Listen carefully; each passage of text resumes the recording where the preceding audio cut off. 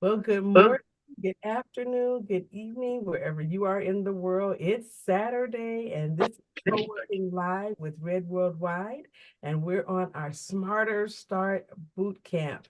And so this we do this every Saturday, and we're pretty excited about it. Some of us have kind of been chatting it up before we got into the actual session. So for those of you who are seeing me smiling and kind of half laughing, it's because we've been on here and just kind of chatting about some things that, each of us are doing, and it's kind of an exciting mode. And so today we're going to continue with the Smarter Start Bootcamp. And just for those of you who don't know what Smarter Start is or how it works, well, what we do in Smarter Start Bootcamp is we try to utilize this time to help people that are just starting a business, or maybe they've started the business, but they kind of got the cart before the horse. There were things that they didn't know about, and they jumped in there anyway. And so in doing so, they now realize, there are some things that I probably should have done differently, or things that I should have maybe learned a little bit more about, because I have no clue some of these things that I'm being asked for. And so we talked about how over the last few weeks we've had some really different um, content that had gone out from Smarter Start, and a lot of it has had to do with, it's been based on what people have needed. When people come to the boot camp, just like when we come to our regular co-working during the week, they come sometimes with a question, and so that we start with the question in mind, and then we just kind of move from there. And one of the questions that we have been really looking at for people who are just starting or restarting, or shoring some things up, is what are all these documents that I need to have when I start my company? How do I really start? Some people are coming from the background of being a sole prop, sole proprietor, and so they didn't necessarily have to register any documents with the Secretary of State. Some people, even when they've been a sole prop, they didn't even go down and get a fictitious business name statement. So they don't realize that there are some, steps, that they might have missed. So let's kind of go over a couple of those. If you have started a business and you are running this company in a for-profit manner, okay, there are a few things that you might want to do to minimize your risk and to keep yourself in a position where you can keep good records and have the ability to know exactly, how much money you're making, and where you should be reporting that if you are making any money. And so as we look at the beginnings of business, at the very least, you should have a um, a fictitious business statement that says what the name of your company is. Okay. And this particular statement is a statement where you go down to your county, or if you are in a remote location where you are in an unincorporated county, sometimes it might be in the next county, or it might even be in your city, but you go to register your name through what we call a fictitious business name statement, or a doing business as. So you register yourself, my name, Patience Rose, doing business as whatever the name is of your company, whatever the name you've chosen. And based on that, then you're able to be found in some sort of a registry doing business as this name. It also makes it now available, the name, when I say it, the name is what I'm talking about, for you to go and get a business license, because in some cities, you are required to have a business license for any type of business you're doing in their city. In other cities, there are a litany of businesses that may require this business license. So it's important for you to follow the instructions per city and find out what your requirements are. But when you get your fictitious business name statement, the first thing you will need to do is to publish the name in some type of journal or newspaper or other kind of publication. And usually at that county office, the courthouse, wherever you're registering, the county clerk, they will give you a list of companies that are appropriate for you to publish with. And so some of those you can publish with maybe online. Some you have to physically go into their publication and fill out a form. But at the end of the day, you have to publish it, and it has to run for a certain amount of weeks to let other people know that you are now doing business as that particular name. Now, this is really important for people who are sole proprietors to understand, because if you do not do this, there may be some implications that could, expose you to other kinds of risks, and you may get caught in the crosshairs of not being in compliance with what is required per law in your area. So it's important for you to check, and you might ask, where would I check? Well, it depends on your city, but we're going to share our screen and we will show you, what this could look like for you. So let's see, let me pull up a browser, and we can take a look at, the fictitious business name statement in the area where I am from.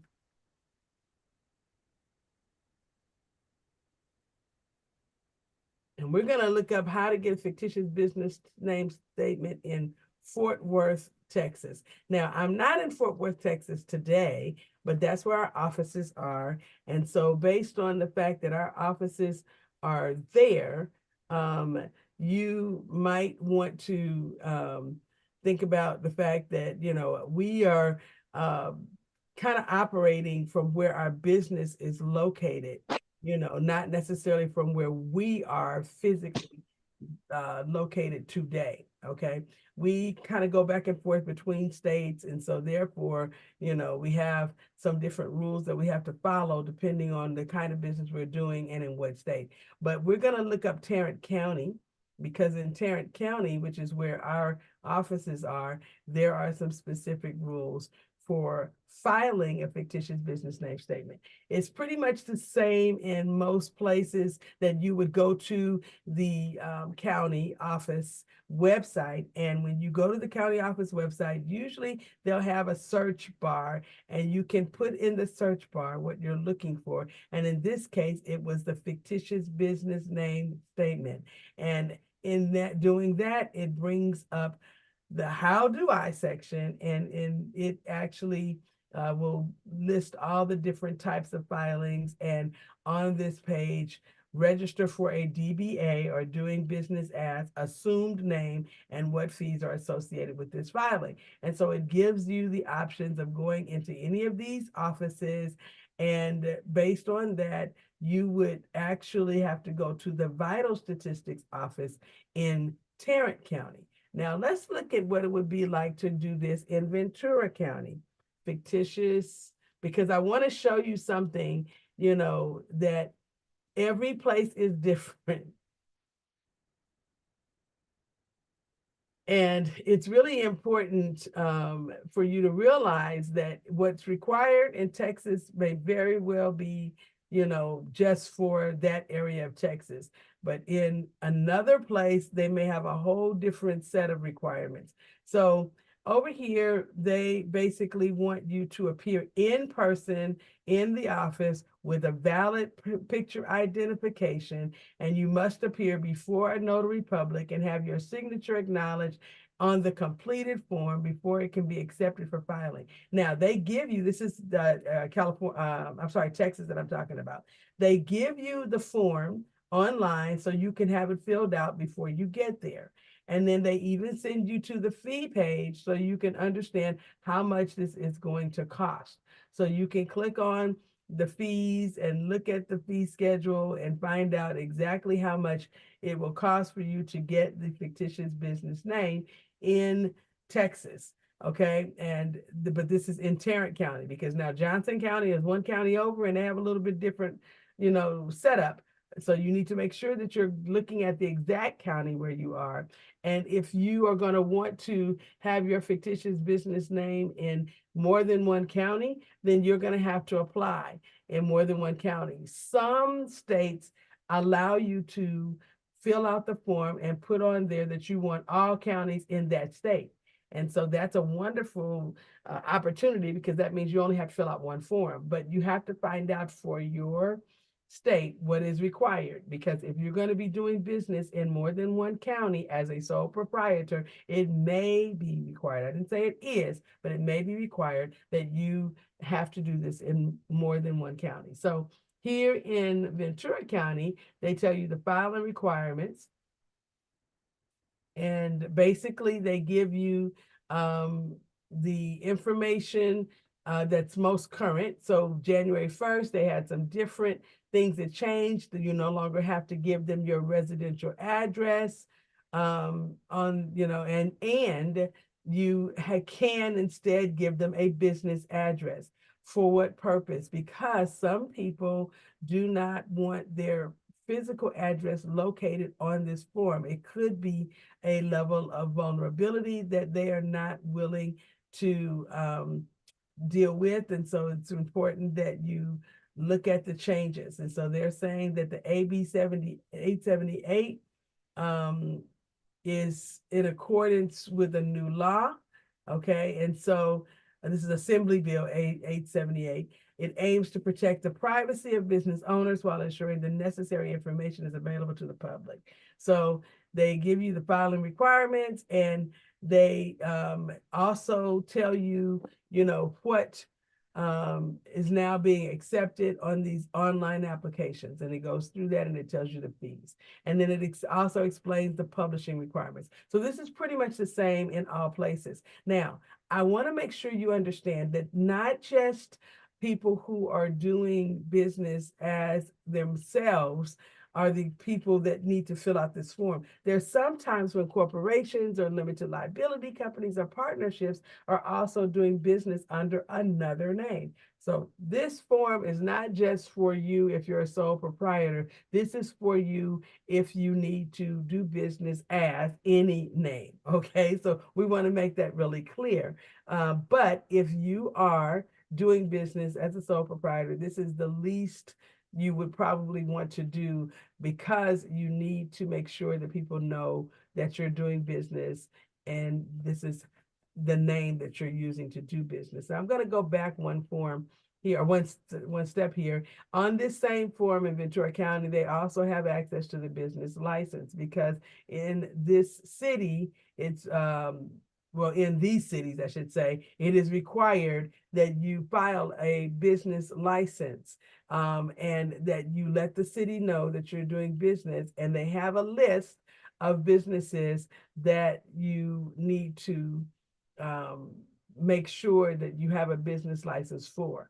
And there are businesses that do not require a license. And so you need to look at those. But some people think, well, if I have a nonprofit, I don't have to have a business license. That is not the case, especially in this city. So you want to look at the county business licenses as well as the city business licenses and see who is required to fill out the form for a license, a permit, or a permit, okay, in your area.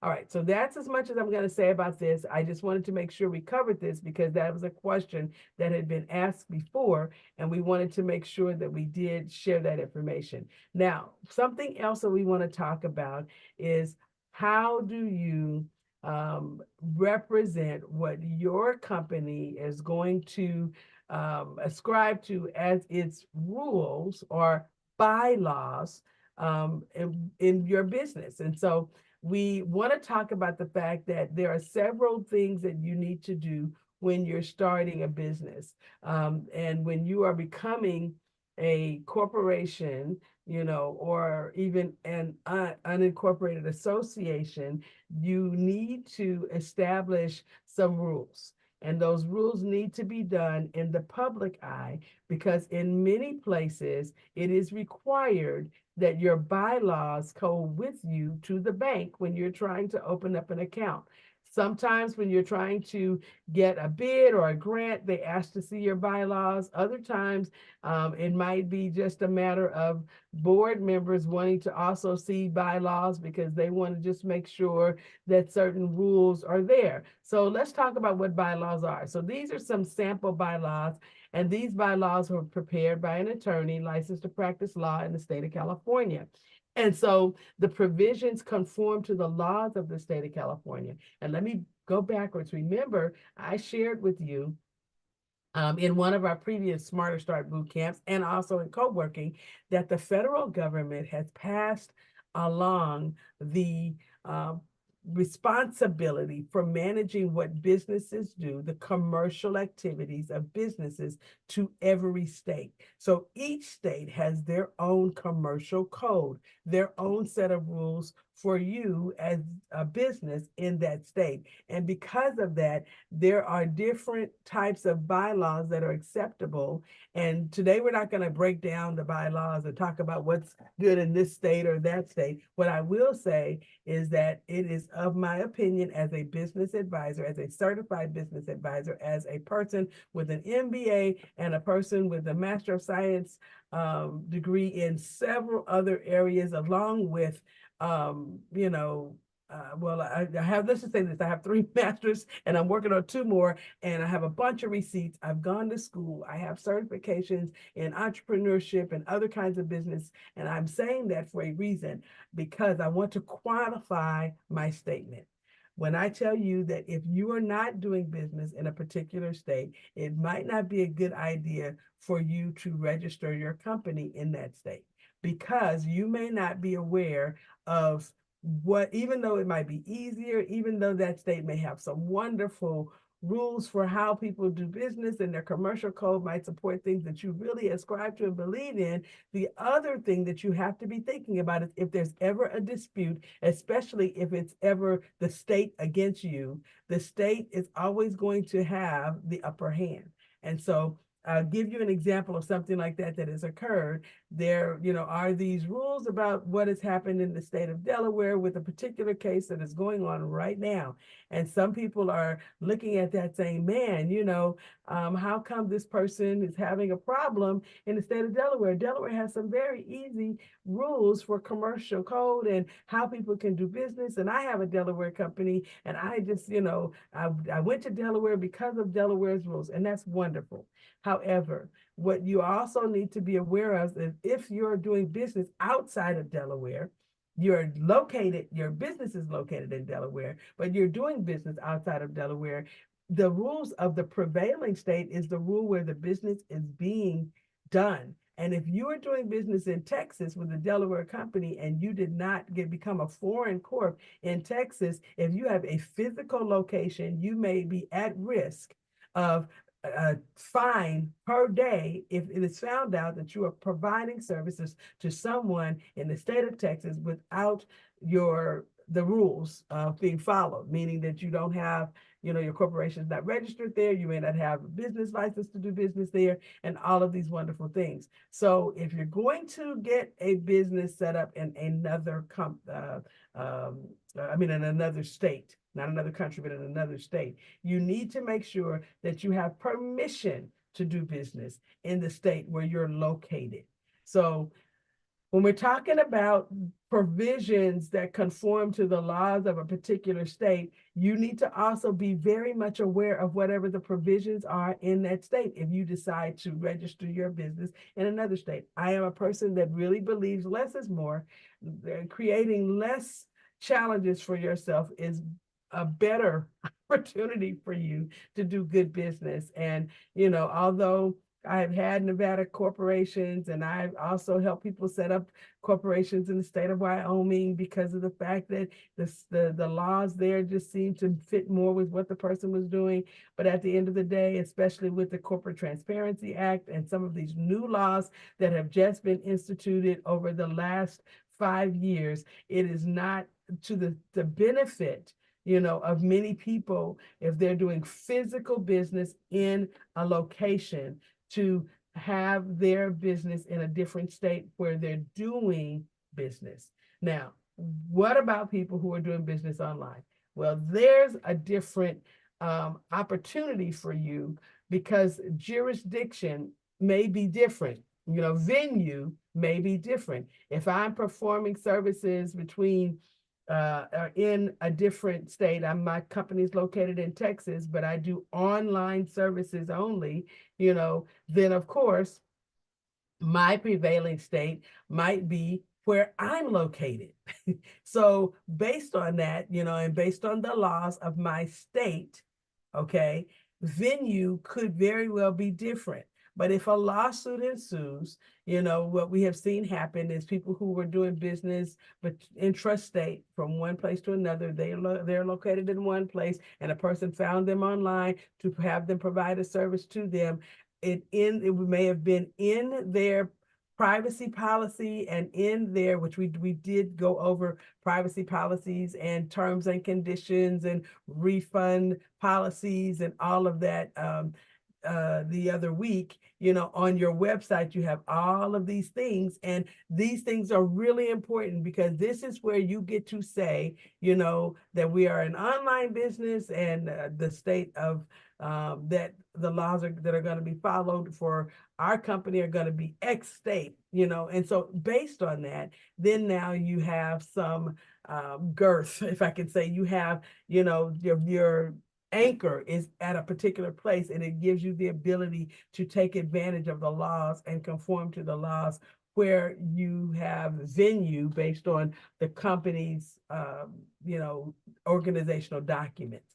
So with that said, I just want you to be thinking about this. I'm not an attorney, okay, although I've taken business law, a couple of different types of business law, and I'm in tax procedures class now, and I have a few more law classes to take, in one of the other master's degrees that I'm getting right now. That does not make me an attorney, but it does make me informed. So I'm just saying to you that you need to confirm, the laws in your state, be your own best business advisor, okay, and get out there and look at the commercial code in your state, or look at the commercial code that's associated with the state where your business hails from, so you'll know what you have available to you. So now, looking at these bylaws and understanding that they've been prepared by an attorney, and they are current as of right now, okay? I'm going to give you the date today, because we always do that whenever we provide you with documents. We tell you the date. So as of right now, these bylaws are current, and today's date is February 24th, 2024. Okay, so with that said, you have the ability to understand that the information in this particular document is still current if you are, if nothing else has changed in the laws or the commercial code in California, as of the time you're watching the video. So bylaws are rules that describe how the corporation will be managed and its affairs conducted. They may include any provisions that are not in conflict with California law or with the corporation's articles of incorporation, including, for example, the time, place, and manner of calling, conducting, and giving notice of shareholders, directors, and committee meetings, the manner of execution, revocation, and use of proxies, the qualifications, duties, and compensation of directors, the time of the director's annual election, the requirements, et cetera, et cetera, et cetera. You see where I'm going with this. So you need to be aware that this particular document is one that describes how things are to be done in the company that this is associated with. This is not a unilateral document for all companies that are for profits. This is a document that is for your company. So when someone gives you a sample document like this, you need to go through and do what? And make it yours, okay? Make it your own. So inserting your name, changing things that you don't ascribe to, adding things that make sense for your company. And then you still, after you do those things, you might want to have your business advisor, your attorney or consultant go over it with you to make sure that these things are still, the changes that you made were appropriate for what it is that you need them to be appropriate for, and that they did not materially change the construct of the document. Okay, so that's really important. Okay, and so for the most part, everything that needs to be in this document is here for a company that is just getting started. And you know might want to look at some very specific things like the dates that you might want to have your meeting every year, how many people are to be in a quorum, and a quorum is how many of the people will you need that are actually in your on your board or members of your company, how many of them would have to be present to make a decision? That's what a quorum would be, what the total amount is that would have to be there of the people that are actually board members. And then it goes through the directors and their powers. It speaks of, a lot of times you'll see bylaws speaking of what people are going to be in the company, you know, as board members, president, vice president, you know, secretary. It'll list out, you know, who the directors are, what committees might be available. So here we have the officers and appointment of officers and the chairman of the board, president, vice presidents, secretaries, you know, chief financial officer might be in there as well at some point, or treasurer. And then there's, you know, this whole concept of indemnification of officers so that people are not held responsible for things that are going on in the company. So you have all of these things. You might have something that talks about an ex officio member, somebody that may be a founder that can never be put off the board, you know, things of this nature. So these are all here. And this particular document, if you guys would like to have it, you can send us an email at advisor@redworldwide.org, and we will send you a copy if you are interested in getting a copy of this particular sample. We have a sample that's more generic in that it's not necessarily for California law, but it has just the basic information. So if you want that one, we can give you that one as well. But we can also, we have other states that we have documents that have been created by attorneys. And these documents are, or software, we have a legal software that we can create a sample document for you for your state. And if you are interested, we do that for you for free. So you can send us, you know, an email at advisor@redworldwide.org and we'll send it to you. Okay, so let's take a look at another type of document that comes up frequently. And we referenced it a few weeks ago, and we did send people a copy that asked for one, but we didn't necessarily show it to you. So we're going to show it to you today, just because of the fact that we want you to see that, you know, what this document looks like. So this is a the conflict of interest policy. And so this is a really important document for a lot of types of businesses, especially nonprofits. But we see some legal things that are happening right now all over YouTube. We've been seeing some things occur for different companies that have to do with conflict of interest. And so this is a conflict of interest policy and annual statement for directors and officers and members of a committee with board delegated powers. So this would be a, you know, could be a for-profit, a nonprofit, an LLC, an unincorporated association could also use this same type of conflict of interest policy. And basically what this is to protect the person's interest when it's content, or the company's interest, depending on, you know, how the company is being run, when it's contemplating entering into a transaction or arrangement that might benefit the private interest of an officer or director of this particular company, or might result in possible excess benefit transactions. Sometimes people are doing business and they might be working from their home or working from an office that they own, okay? And it might be beneficial for them because they may be receiving rent, okay, from the company for the building that they own. And so this conflict of interest policy may need to state this ownership or investment interest in the in any entity or the company, the commercial company that's renting the building to your company. Or it could be that maybe you have other services that are being provided to the company, and those services are services that a person might be paying for. So this could be a conflict of interest that needed to be disclosed.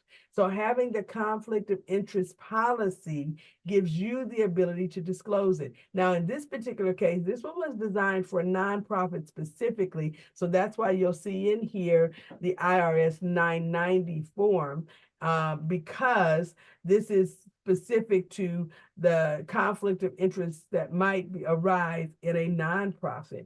So this is an absolutely important document for anybody that has a nonprofit organization, because the essence of a nonprofit is that it will not inure to the benefit of any person or group of persons. It is for, as in its exempt nature, it cannot have that kind of construct where it's giving back some kind of interest.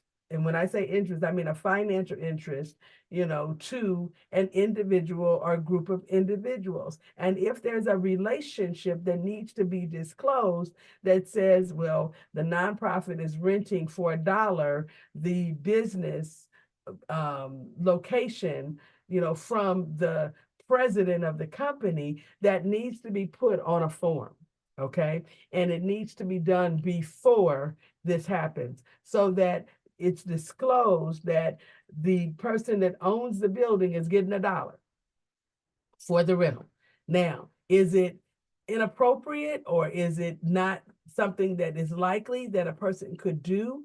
And no, you can definitely rent your building to your nonprofit as long as you follow the proper rules, and you disclose that to all parties that would need to know, because you don't want it to look like you're renting the building for $1 million, okay? And nobody knew that this building was being rented and that you owned the building, right? So you want to make sure that the company, the compensation committee, and that if any kind of situation occurs where there's a compensation arrangement with an entity or an individual that is closely connected to the company, that it has been not just disclosed, but that you follow the proper rules for doing so, that it's not a situation where it falls outside of something that is allowable. Okay, so this is really, really important that you make sure that you take care of this.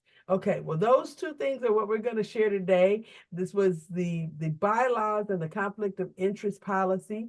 I'm hoping that as you're taking a look at this, if you need to have this, we have conflict of interest policies for not just nonprofit organizations, but for-profit entities and LLCs. So if you need to get copies of these templates, we can provide those to you, again, by you sending us an email at advisor@redworldwide.org. Or if you are on here live with us in Zoom, please put it in the chat that you would like to get a copy, and we'll make sure you have that.